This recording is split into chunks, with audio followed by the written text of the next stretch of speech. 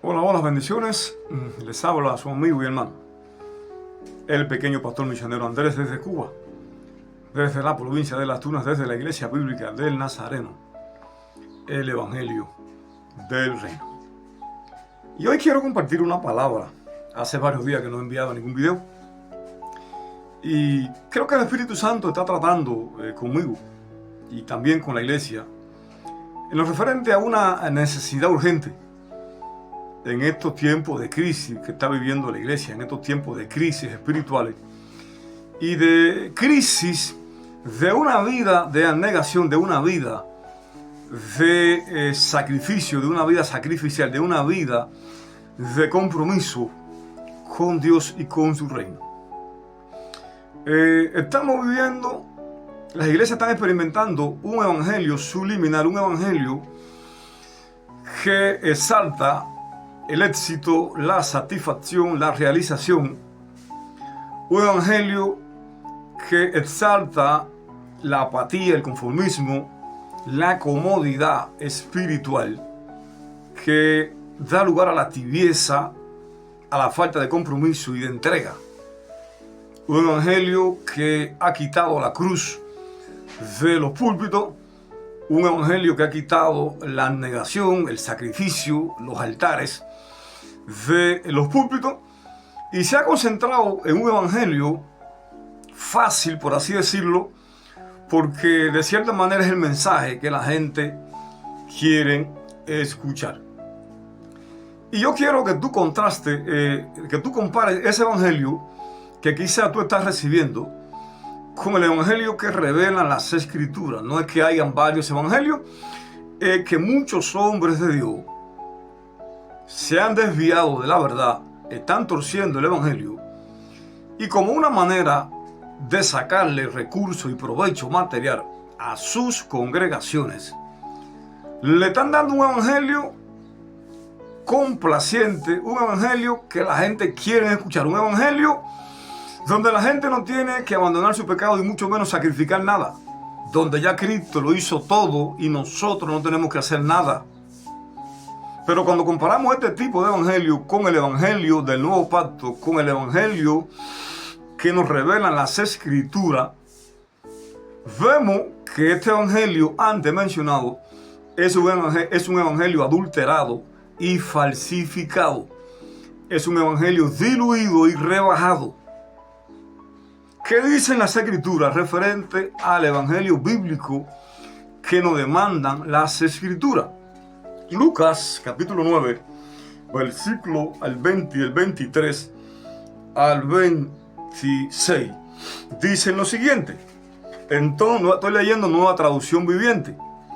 Entonces dijo a la multitud, Jesús dijo a la multitud, si alguno de ustedes quiere ser mi seguidor,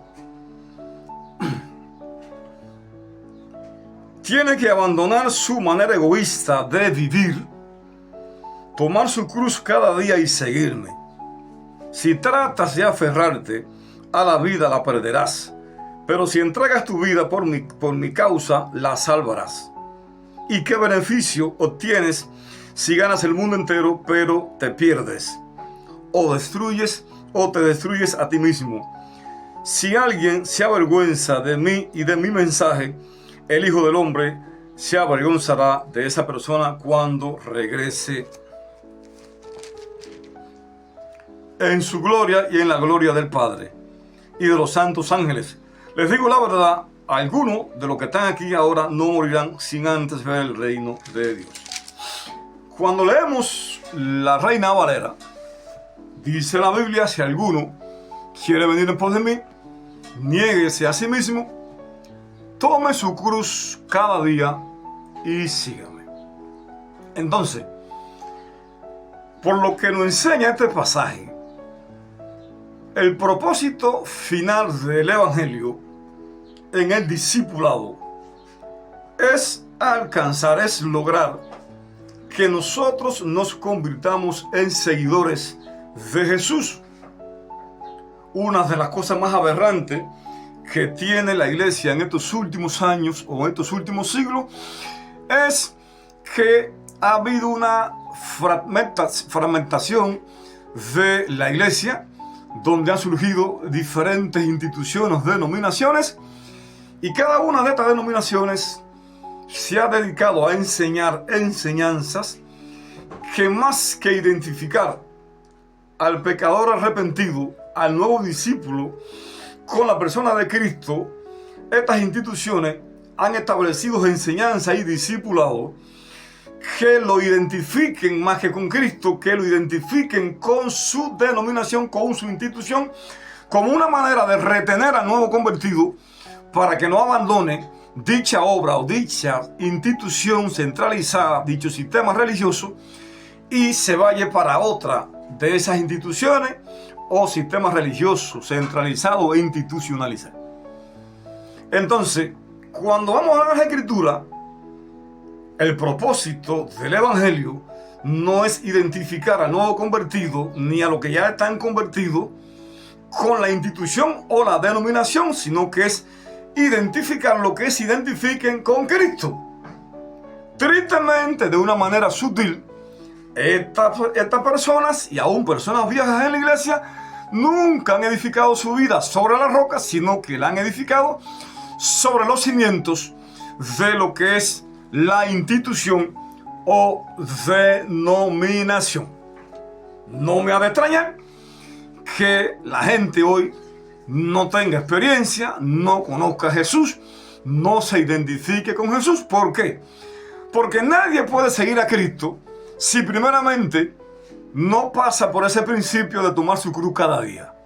Y nadie puede tomar su cruz cada día si primeramente no aprende a negarse a sí mismo. La secuencia del Evangelio es la siguiente: te niegas a ti mismo, cargas con tu cruz cada día, y entonces tú puedes seguir a Cristo. ¿Por qué motivo?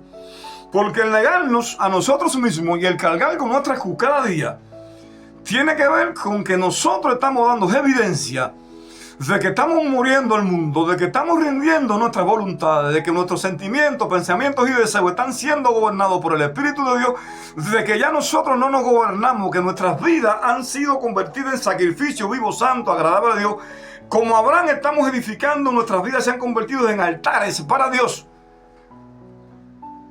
Primera de Pedro capítulo 2 versículo 11 dice lo siguiente: amados hermanos, les ruego como extranjeros y peregrinos.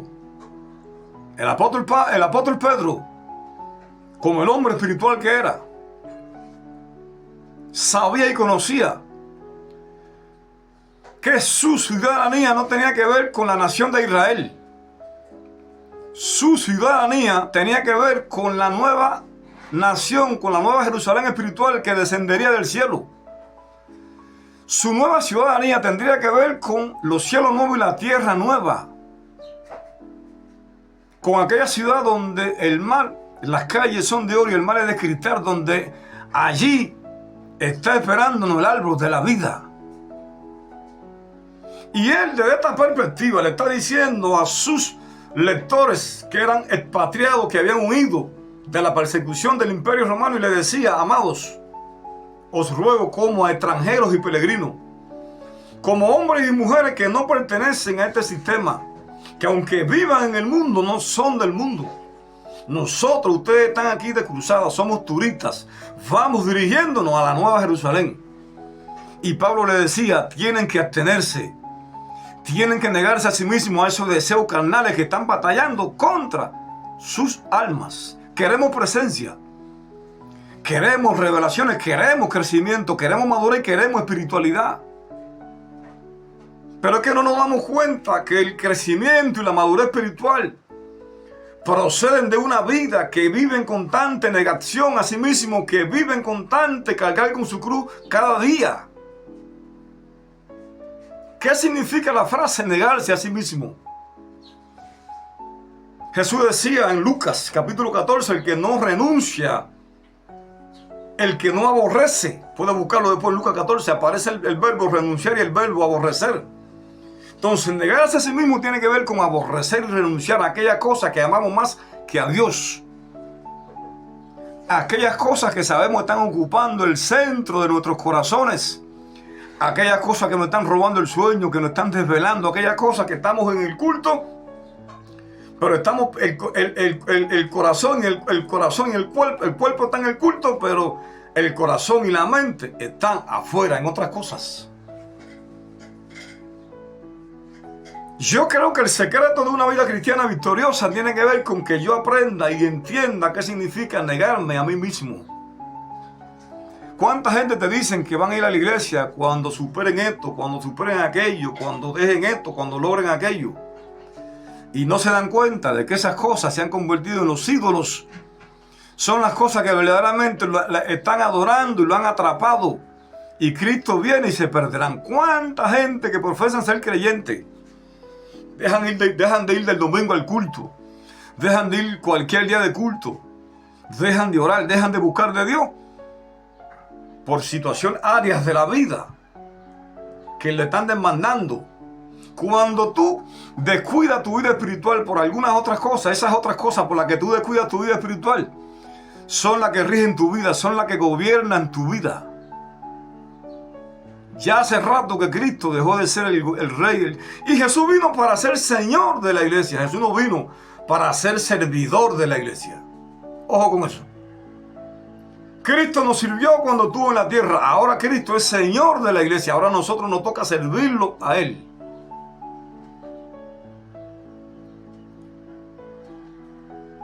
Jesús dice, cualquiera que quiera venir en pos de mí. Número 1, niéguese a sí mismo. Renunciar a mi egoísmo. Renunciar a mi lujuria, a mi lascivia, a mis placeres. Renunciar a las cosas que me están impidiendo buscarlo, servirlo.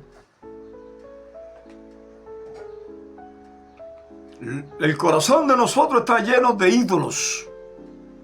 Trabajo, afán, dinero, ropa, comida, familia, hijo, mujer, negocio, estudio. No son cosas que sean malas. Nosotros las hemos convertido en cosas malas. ¿Por qué? Porque están compitiendo con Jesús. Le están haciendo sombra al que debe de estar sentado en el trono de nuestros corazones. Y es ahí cuando estas cosas empiezan a verse como pecado, empiezan a verse como oposición a que Dios pueda establecer su gobierno y su reino en nuestros corazones. Cuando Jesús le dijo ahí a aquella gente en Lucas 14, el que no aborrece, no está hablando de odiar, no está hablando de rechazar a los tuyos. Jesús lo estaba diciendo de una manera literal. Si tu amor por tus hijos, si tu amor por tu familia, por mamá, por papá, si tu amor por las cosas terrenales es más fuerte, predomina en tu vida que tu amor por mí, entonces tienes que escoger entre aborrecerlo a ellos y darme el primer amor a mí, o quitarme el primer amor a mí, con eso me pierdes a mí y lo ganas a ellos. El verbo aborrecer tiene que ver con poner cada cosa en su lugar. Tiene que ver con aprender a priorizar. Lo primero es lo primero. Busquemos el reino de Dios y su justicia. Y las demás cosas vendrán por añadidura. Eso dice la Biblia. Buscad primeramente el reino de Dios y su justicia. Y las demás cosas vendrán por añadidura.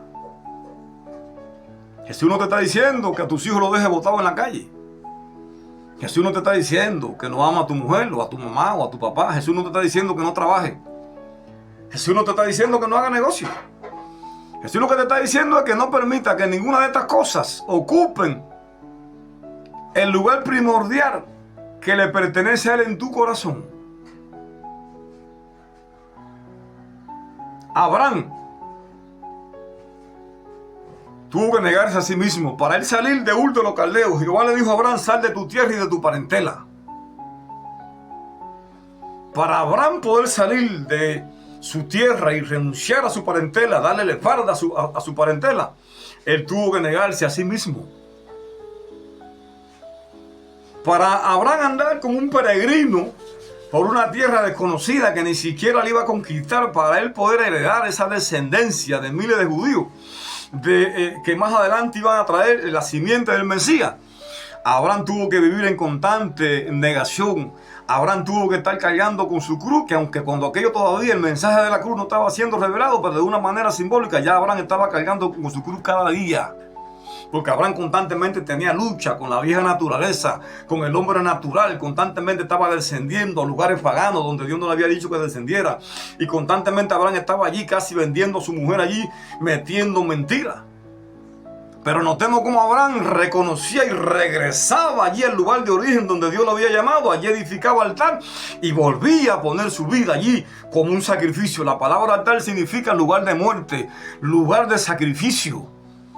Negarse a sí mismo implica morir cada día. El apóstol Pablo en 1 Corintios capítulo 15, versos 31-32, dice: cada día muero a mis deseos, a mis pasiones, porque somos humanos. Tomamos agua, nos ponemos ropa, comemos, respiramos, sentimos.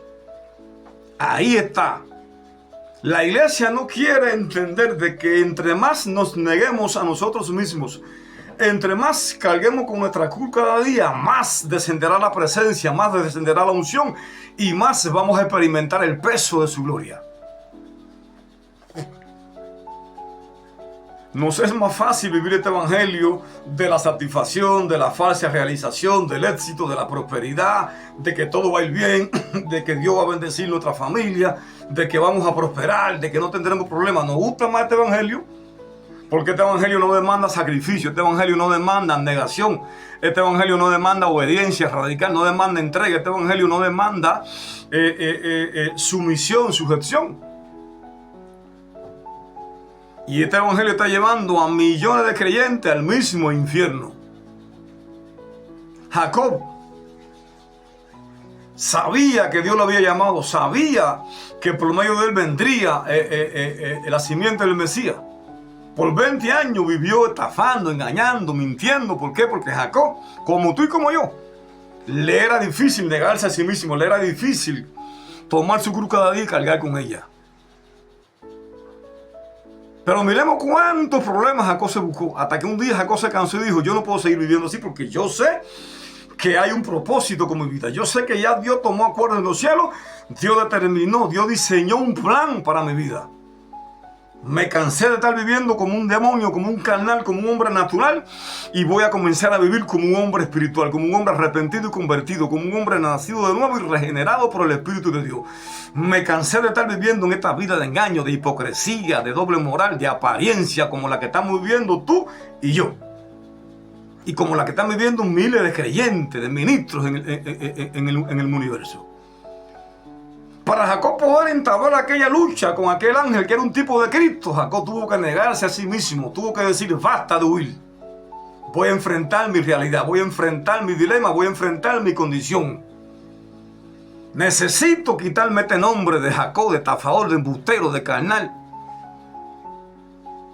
Porque yo no nací para vivir de esta manera. Y Jacob se negó a sí mismo, decidió tomar con su cruz y cargarla cada día. Y luchó con aquel ángel allí. Y fue tocado con Dios. Y tuvo un encuentro con Dios cara a cara. Allí su vida fue transformada. Y cuando Jacob sale de aquella lucha, sale cojeando. Y se le empezó a conocer por el hombre que había luchado con Dios y con los hombres y había vencido. Si Jacob hubiese sido ministrado, si hubiese seguido experimentando el evangelio aquel de la comodidad, el evangelio de la satisfacción, de la realización, el evangelio de la falsa felicidad y de la falsa prosperidad, Jacob hubiese sido siguiendo un mundano, un impío, un perverso. Y no hubiese sido marcado por Dios, no hubiese tenido un encuentro con Dios que marcó su vida.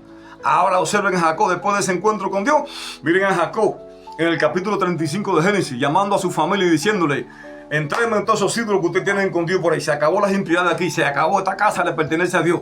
Yo y mi casa serviremos a Jehová.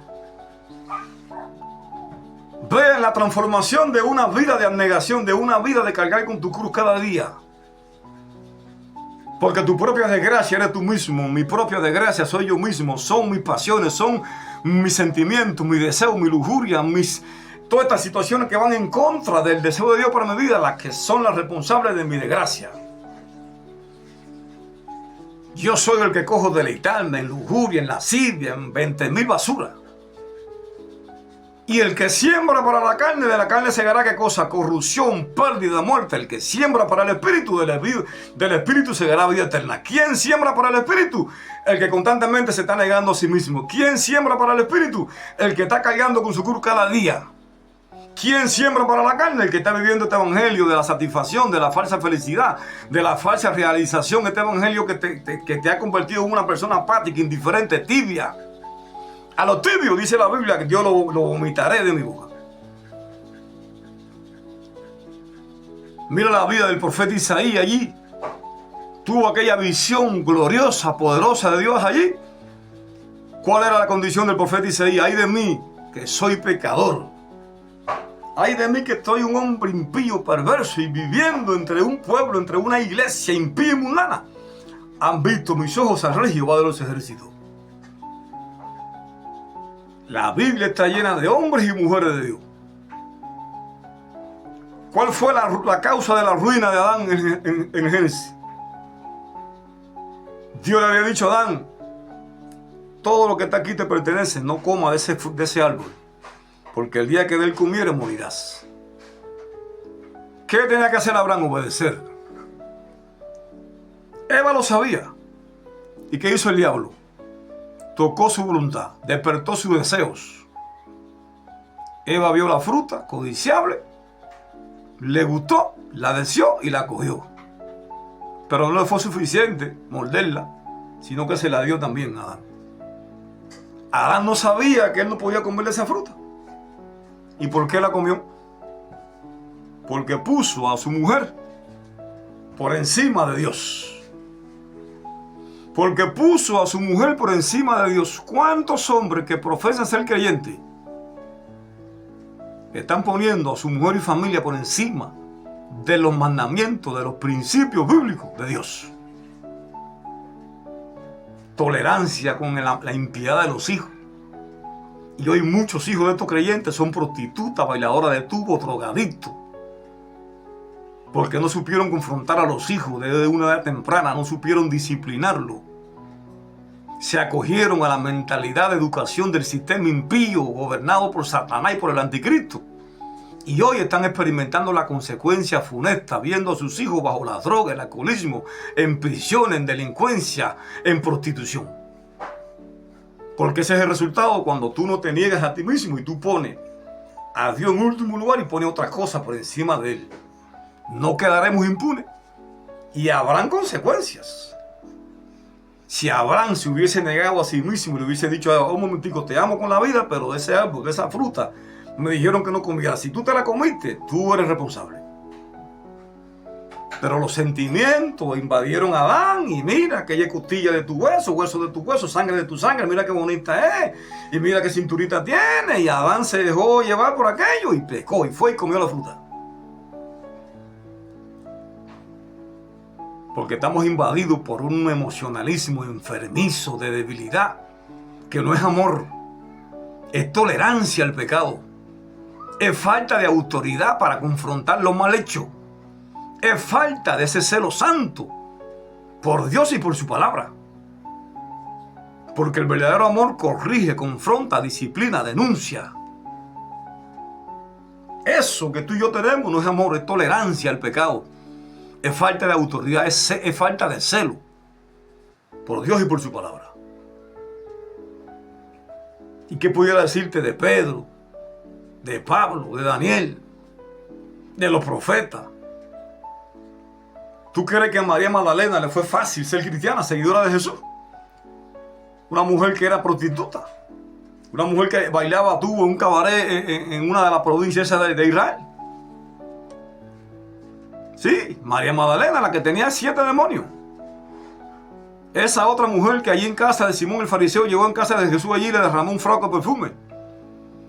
¿Tú te crees que para esta mujer llegar allí le fue fácil? Tuvieron que negarse, tuvieron que renunciar a muchas cosas que amaban, que querían y que muchas veces eran hasta necesarias. Pero se decidieron por poner a Cristo en el primer lugar de sus vidas. Y hoy se habla de ella. Y es irónico que los fariseos y los maestros de la ley, que supuestamente eran creyentes y eran líderes y tenían títulos, se perdieron. porque amaron más su robadera, su corrupción, su ambición, su egoísmo, su diablería, que aquel que lo había venido a salvar. Entonces, el negarnos a nosotros mismos, el tomar con nuestra cruz cada día y seguir a Cristo, es la base central para nosotros poder experimentar ese empoderamiento, esa plenitud, esa llenura del Espíritu de Dios. El negarnos a nosotros mismos, el tomar con nuestra cruz cada día y seguir a Cristo, tiene que ver con dejar que el Espíritu Santo gobierne nuestras vidas a través de la palabra, de las Escrituras. Lámpara es a mi pie tu palabra y lumbrera a mi camino. Acuérdate, oh Jehová, de la palabra dada a tu siervo, en la cual tú me has hecho esperar. ¿Qué lugar ocupa hoy la Biblia, la palabra de Dios en tu vida y en la mía?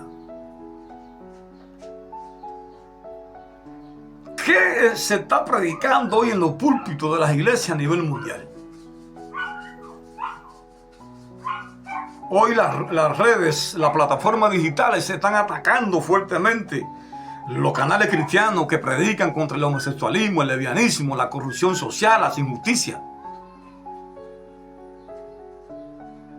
Déjame decirte que ya el espíritu del anticristo ya está en operación. Ya entró la apostasía a la iglesia, se está viendo hoy. Tantas aberraciones que están entrando a la iglesia, cómo le estamos dando la espalda a los principios bíblicos y estamos estableciendo programas, principios, normas, manuales de hombres, lo estamos estableciendo como la norma de fe y conducta de la iglesia. Tú quieres una apostasía más aberrante, que tú le des prioridad a un manual, a un libro de reglamento, principios de norma de hombre, y tú declines las escrituras y tú pongas estas cosas por encima de la palabra, cuando es el Espíritu Santo y la palabra de Dios la que empoderan a la iglesia, la que la vivifican, la sanan, la restauran, la libertan, la que la mantienen sobre la roca. Esa es la realidad que estamos viviendo hoy en el Evangelio. No nos engañemos. Tú que estás buscando unción, tú que estás buscando gloria, tú que quieres ver milagros, sanidad, liberaciones. Sí, yo creo en esas cosas. Y de cierta manera lo estamos viendo. Pero observa el antes y el después de los apóstoles. Los apóstoles no recibieron un tratamiento, un discipulado, una preparación de 3 años y 6 meses por casualidad. Ellos tenían que aprender el secreto de negarse a sí mismos, de tomar su cruz cada día y de seguir a Cristo. Eran hombres como tú y como yo, carnales, egoístas. Les gustaba la rivalidad, les gustaba la grandeza, les gustaban las posiciones. Ellos se creían la última Coca-Cola del desierto.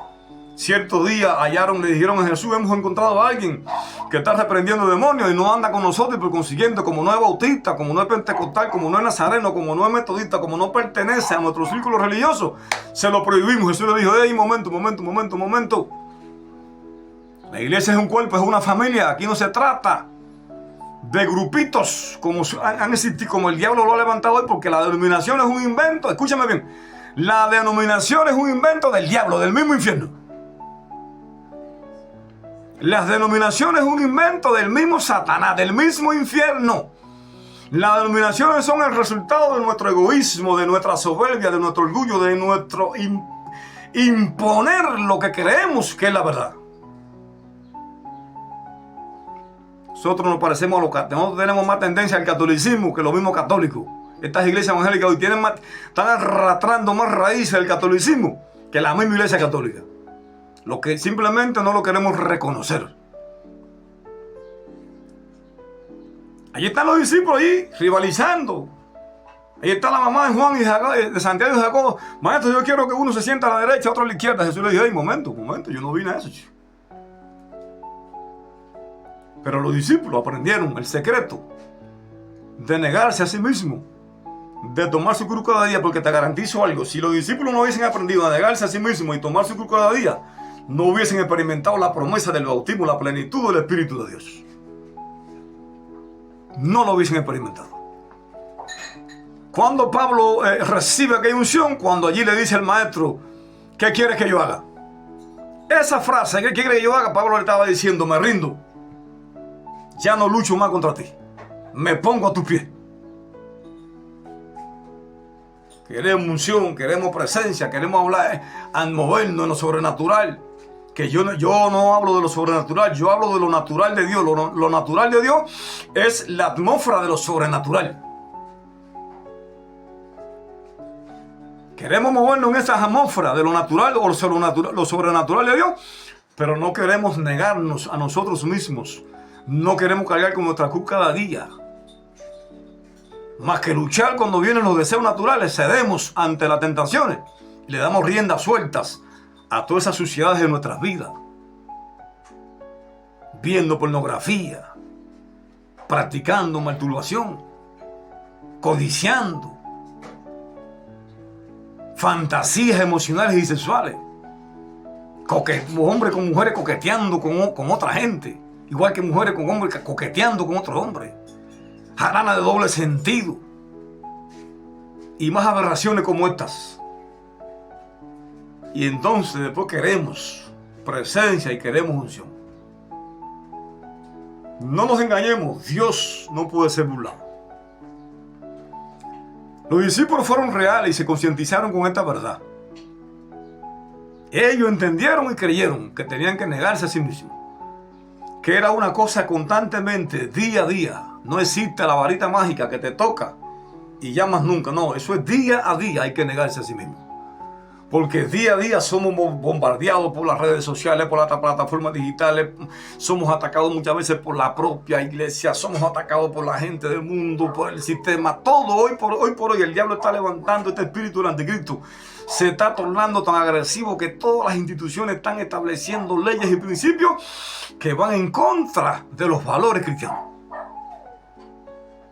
Y ya está llegando el momento en el que nosotros vamos a tener que definirnos. O somos cristianos o somos impíos, disfrazados de creyentes. Entonces, saca tu propia conclusión.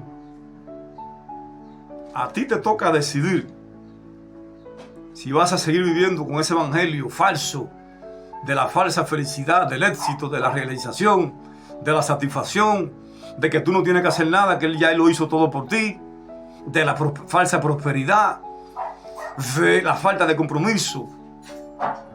O vas a abrazar el evangelio de las Escrituras, donde tú tienes que pagar un precio, tienes que morir cada día, tienes que negarte cada día, tienes que abstenerte cada día, tienes que aprender a decir que no a muchas ofertas del mundo, del diablo y de su sistema. Porque negarse a sí mismo y abstenernos de estas situaciones tiene que ver con decir que no. Juan dice en 1 Juan capítulo 2 verso 15: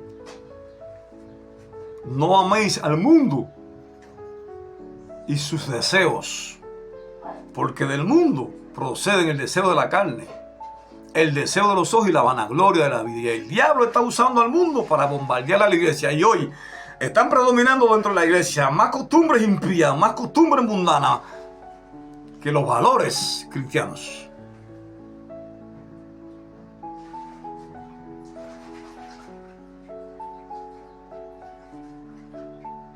Yo apelo a tu conciencia, apelo a tu corazón. Dios nos está dando segundas oportunidades, pero no siempre será así. Llegará un punto en el que estas oportunidades se irán y más nunca regresarán.